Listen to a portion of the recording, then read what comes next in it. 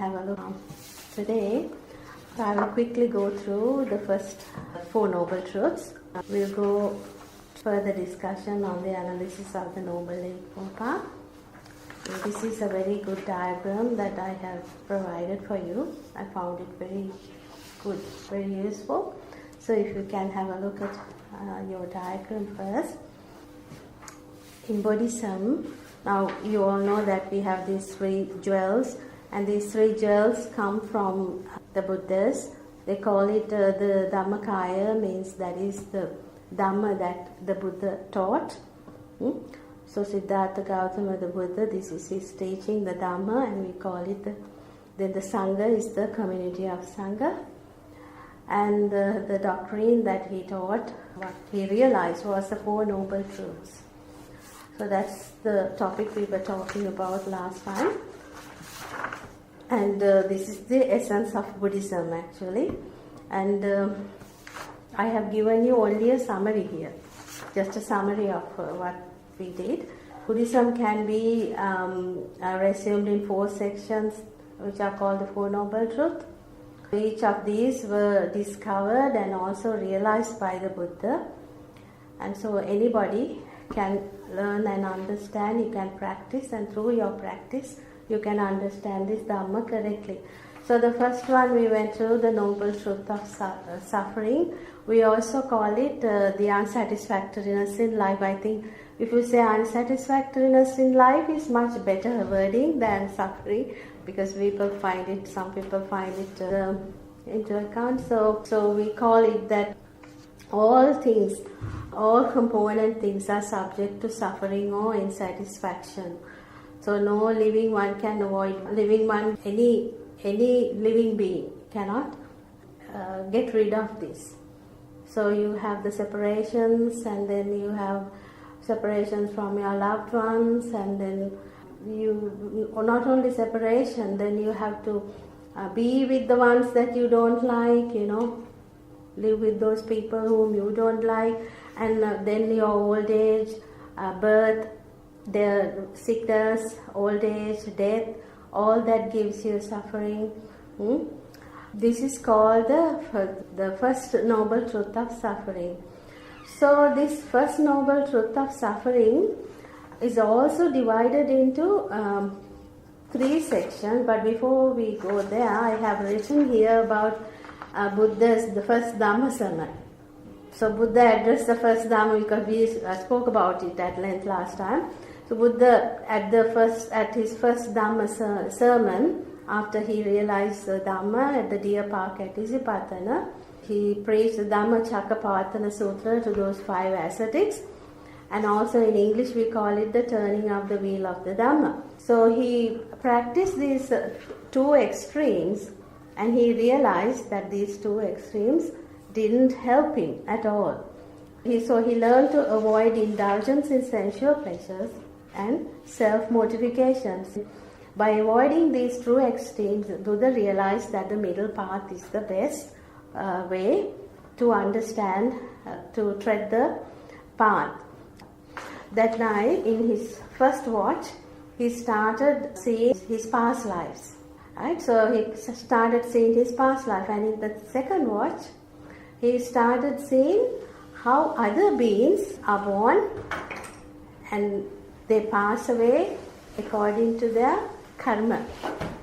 So that's a very important thing, when you see people born and pass away and reborn according to their karma, that's the time that, that is through his supernormal powers. That is the time, a person sees the danger of this samsara. This is why, Buddha said to develop these supernormal powers, not because of anything. So if you can go into these jhanas, after the 4th jhana, if you practice really well, you can gain into these supernormal powers, and you can see the past lives, how people are born and how they pass away. So that also gives an indication that he was recollecting the dependent origination. You know the dependent origination, you must have. We'll do it once more. And it talks here, you see, 2 aspects of the 12 links. The third before the last. That is the 12 links. Right? So he understood that how people are born and how people pass away according to the karma. And he saw their sufferings and how difficult the lives is. And then he also realized that avidya paccaya sankhara, in Pali we call avidya is ignorance. Paccaya sankhara, sankhara paccaya vijnana. So sankhara is formations, and because of these mental formations that we create, the consciousness arises. So he was going on these 12 links. We'll do that one of these days because no time to talk about that, right?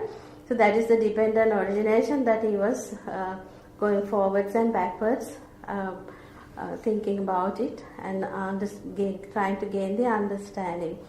So then at last he got this special knowledge, the ability how to get rid of the cankers.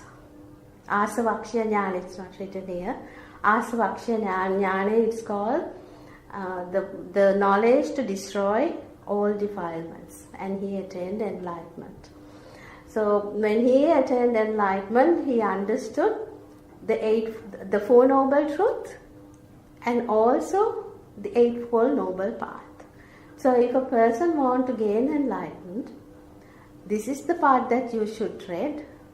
And if you tread this path, the 8-fold noble path, and that is the path that when you tread in that path, you can realize the Dhamma, the 4 noble truths. So these 2 are interdependent, right? So one understands the 4 noble truths. When one understands the 4 noble truths, one has already tread the 8-fold noble path. They are all interconnected, and also the dependent origination as well. So that's all a very thorough understanding and insight knowledge that you gain. So then the 8-fold noble path that the Buddha discovered was the noble 8-fold path: right view, right thoughts, right speech, right action, right livelihood, right effort, right mindfulness, and right samadhi. So we'll talk that in detail later. So he realized that this whole world, entire world, is in a state of flux and is full of suffering, full of dukkha.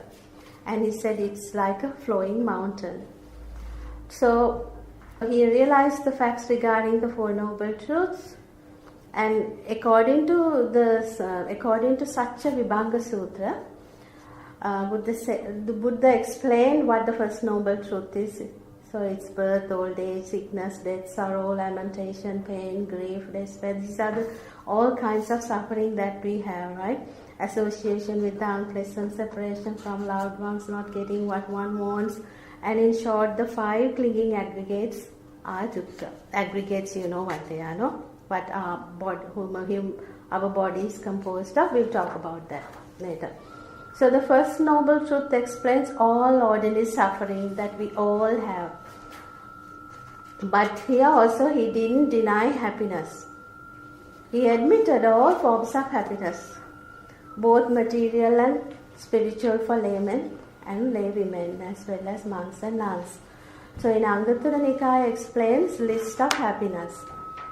Happiness for family life and for recluses, the happiness of sense pleasures, the happiness of renunciation, the happiness of detachment, physical and mental happiness, and all these are included in dukkha. They still give you unsatisfactoriness in life.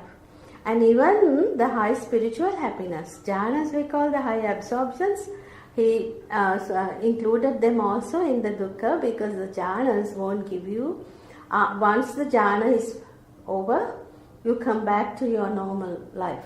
And that is also changing dukkha, right?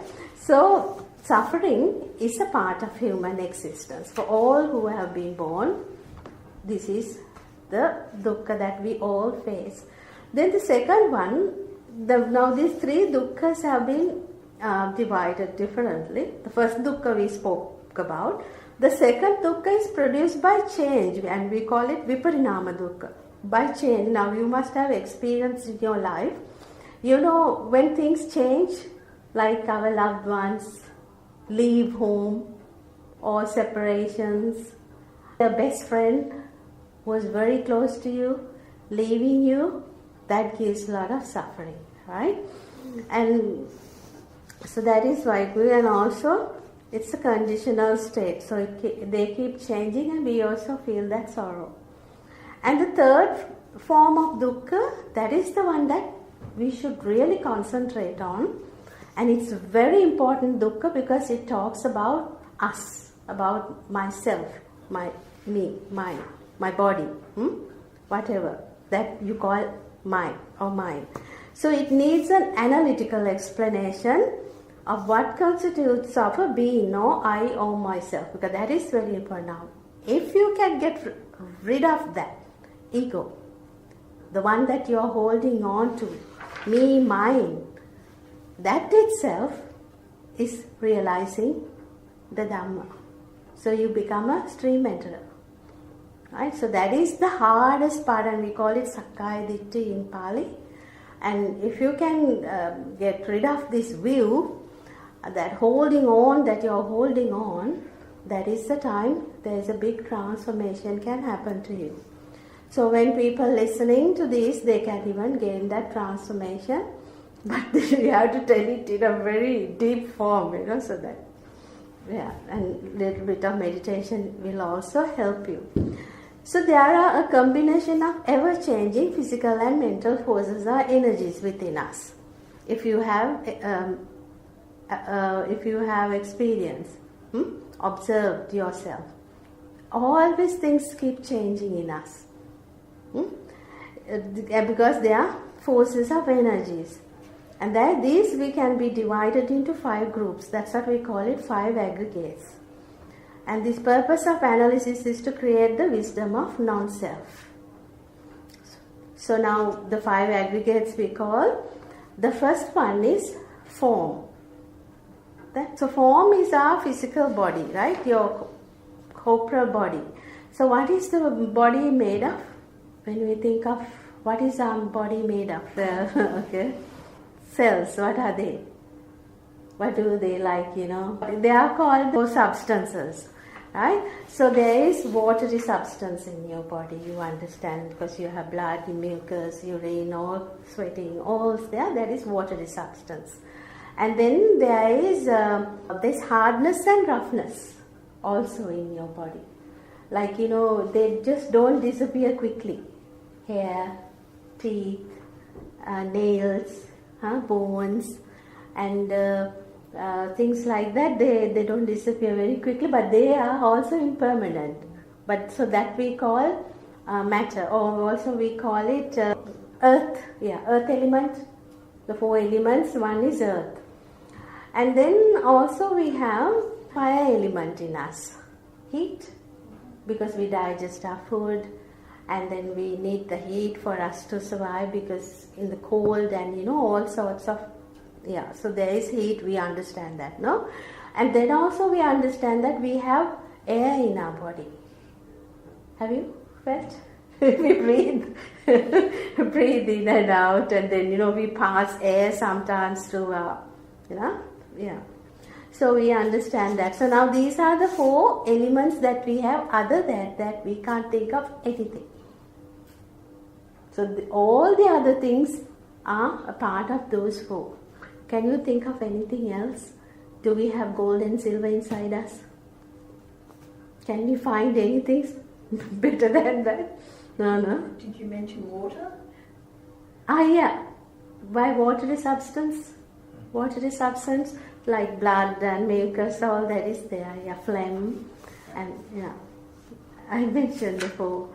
And so that is we call form. That's without the mind, right? Because we all understand that we have a mind and a body. So that's body. And now we are going to analyze the mind, right? Okay, so now we're going into mind. First what happens is, as soon as you see an object, or you have a feeling, or first thing you cognize, a feeling arises. Have you noticed that? That is the first thing that happens, because I see Jenna, today she looks good. She's given a cup. So now what's the feeling I have? Oh, it's good. She looks good today. That's a feeling. Pleasurable, unpleasurable, or neutral. So Buddha has put it in three things. So pleasurable, unpleasurable, and neutral. So that's a feeling. Right? Then we have, so if I don't like someone, say if something really serious happened, maybe a snake or something, then I might get frightened and fear, and then some people may not like it, might get angry. Now it's an unpleasurable feeling. So now according to this feeling, whatever we saw, we perceive that feeling. You understand the perceiving it? Just like a camera, we take a picture, and the picture is, you perceive it in your mind. No? So just like that, when I first see, then there is a picture of Janet. How your haircut is and how it looks nice, and today something different in you. So then I have this picture in my mind.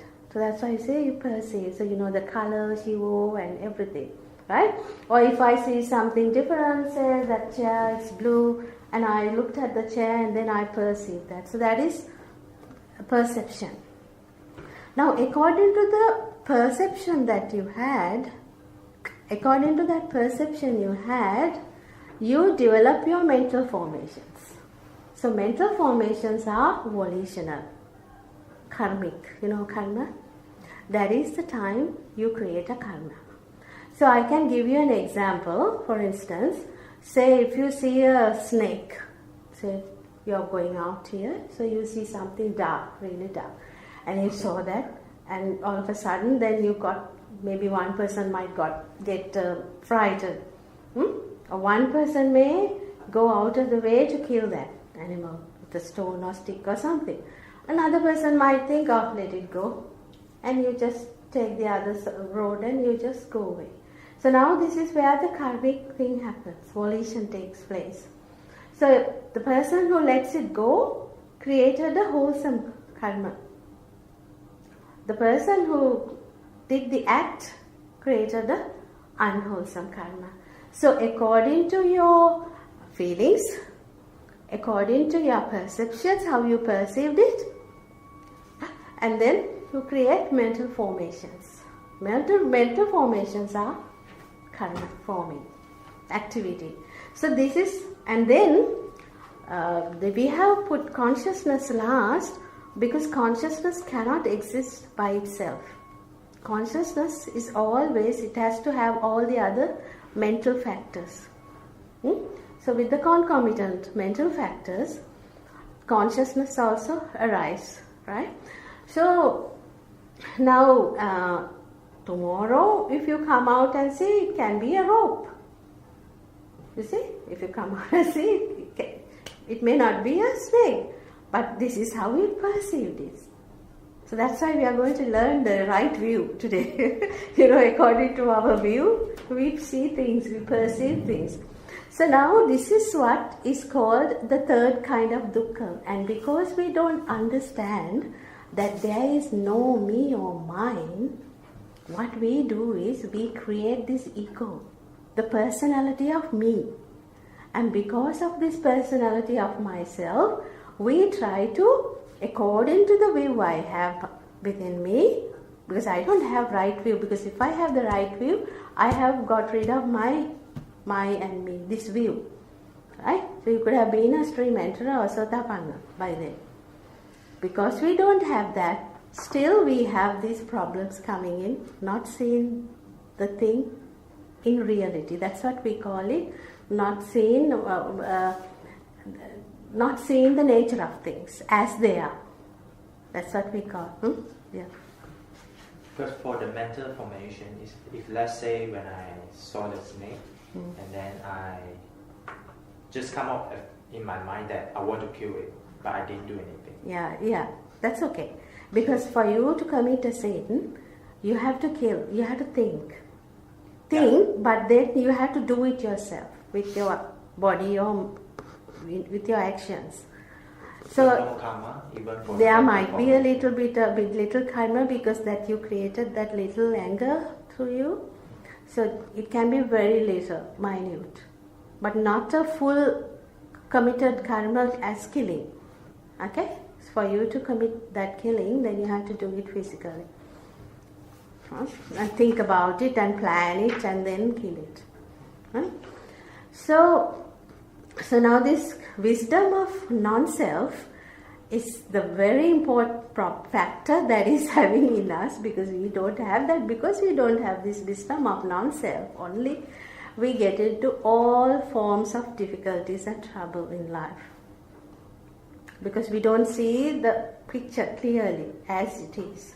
And because of this ego, sometimes we tend to hurt people, to, try to gain possessions, and do all sorts of things. But the person who's got rid of that ego is actually an arahat. But that's the first one is Sotapanna. The ego is quite less. So that person will not commit to any sin. The Sotapanna won't.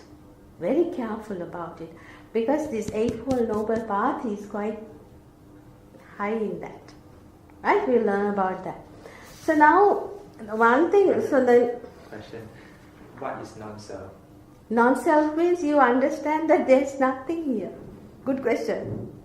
There's no self, but if you call it there is me or mine, then you should be able to handle it the way you want. Can you? You mean I can't control? You can have your mind controlled to a certain limit, right? But not fully, because now you're here. The next moment you will be ill. You might get sick. It changes. Every moment it's disappearing. Rising and disappearing. Even you people know you all do medicine. So even your cells, everything is like that. So everything comes in the so everything you find here, and also everything has an end. Even if you take this chair, it might take some time. That will be destroyed. Like the stones or the table or whatever, this is made up of, condition. All conditions, things are subject to change. So that is the truth. And also you can't take control of your body, because if you fall ill, then you have no chance. Say if you get a cancer tomorrow, you have to take medication, and you can't say no, please, no, sickness don't come to me, can you? So you have no control on it. And you really don't know when you would die, obviously. And you really don't know whether your future, or most of the time the future never happens the way you want. And the past is already gone. And the past also didn't happen the way you want. And it's already gone, and there's future also. We really can't expect things the way we want. So when these four essentials, the four elements we talk about, when these four elements get mixed up with the composition is not right, anything can happen. You see? So we can't call this mine, my body, this is mine.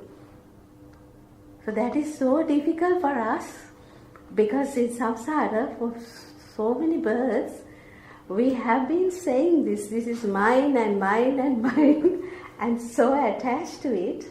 And because of this attachment, we find it very difficult to realize that this thing is not yours. So if I say, this is the body I was born with, that's instead of saying my body, I say this is the body I was born with.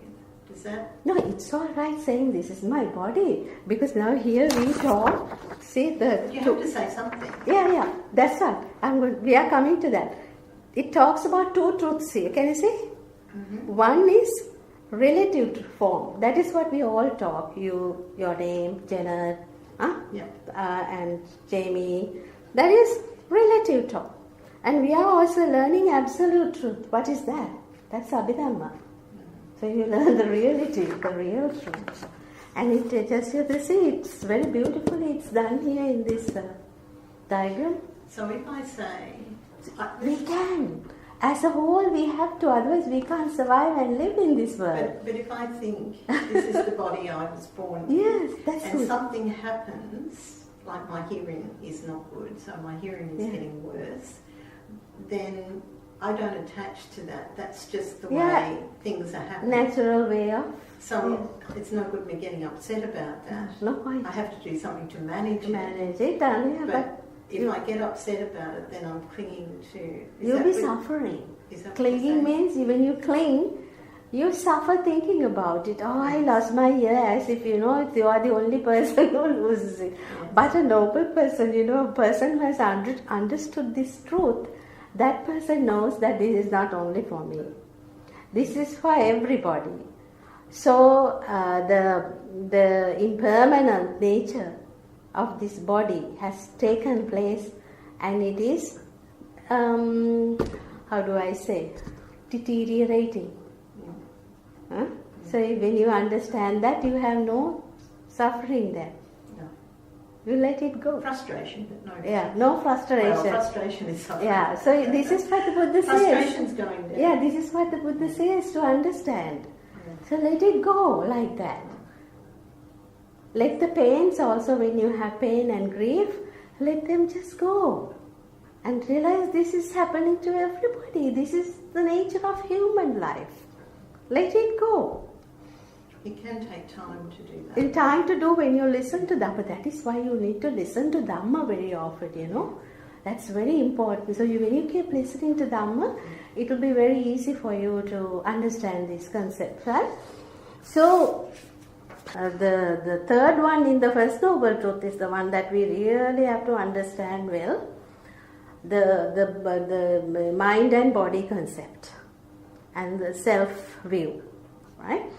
So the second Noble Truth talks about craving, which produces rebirth accompanied by passionate clinging. So the reason for your suffering. So that is mostly craving and clinging, right? So craving for sensual pleasures, craving for being, and craving for non-being. So these are the three causes, right? But tanha means thirst. So we all are running in this thirst. It's the way with the human beings. We can't help it, but we have to understand it. So the third noble truth of cessation of suffering. Yes, there is a way. There is a cessation of suffering. What is the cessation?